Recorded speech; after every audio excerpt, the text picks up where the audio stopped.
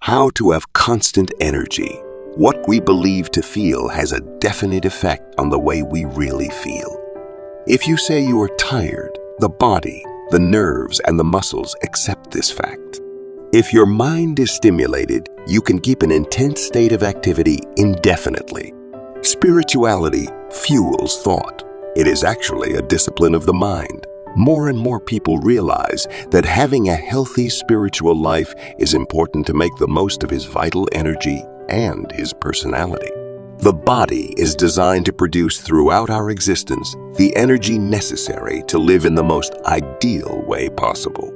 If you carefully take care of yourself, if you have a balanced diet, a sufficient sleep, if you do the exercise, and if you avoid abuse, the body will produce and keep a constant and powerful energy without altering health.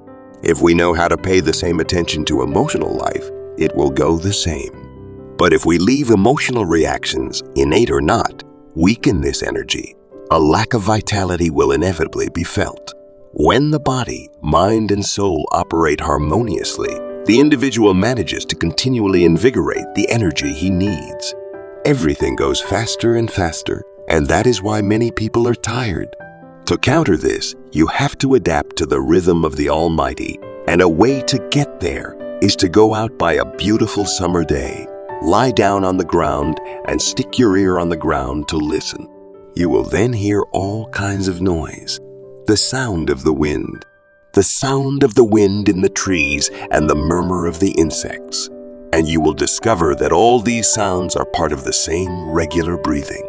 You cannot grasp these rhythms in the effervescence of cities because they are lost in a whole cacophony. Of course, many are tired because nothing interests them. Nothing touches them. Their small personal interests come above all. Only one thing concerns them: their little problems, their desires, and their hatreds. They exhaust themselves to rehash their torments to the point of becoming sick. The best way not to be tired is to forget yourself in an activity in which we believe deeply. I have already met a statesman who made several speeches per day with a bounded energy. How is it that after 7 speeches in a row, you are still not tired? I asked him. Because, he said, I am really convinced of everything I say, and this conviction enthuses me. This is the secret. He had sacred fire.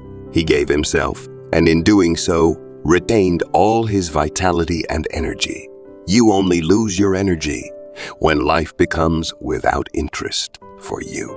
You then start to get bored and feel amorphous and apathetic. You don't have to be tired. Take an interest in something. Get involved in an activity that enthuses you and get out of yourself. Be someone. Act. To live with constant energy, it is necessary to correct your emotional errors. Newt Kenneth Rockne, known football coach, said that a player could not provide sufficient energy to play unless his emotions are completely mastered. In fact, he even went so far as to say that he would not accept in his team a player who has a feeling of real camaraderie with his teammates. I have to get the maximum of each of my men, he said, and I discovered that it is impossible if one hates the other. Hatred blocks energy. People who lack energy are somehow unbalanced by their inner emotional and psychological conflict. The effects of guilt and fear on an individual are well known to therapists. The amount of vital force required to free themselves from these harmful feelings is too important. There is therefore only a tiny energy fraction to the end to live. And this energy demand is such that the person has no more for their work. So she gets tired very quickly and cannot meet the requirements of her duties.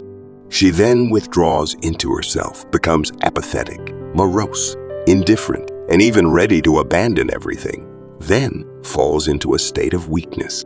It is not uncommon to see those who lose their energy end up becoming dull and bland. Tensions, monotony, and continual responsibilities suffocate the initiative and enthusiasm that allow a person to succeed in their work. As an athlete can be overtrained, we can know periods when we lack inspiration and enthusiasm. When you are in this state of mind, it takes even more energy to deal with difficulties. The vital forces are then used to provide the required energy, and we often end up losing control of ourselves and our energy.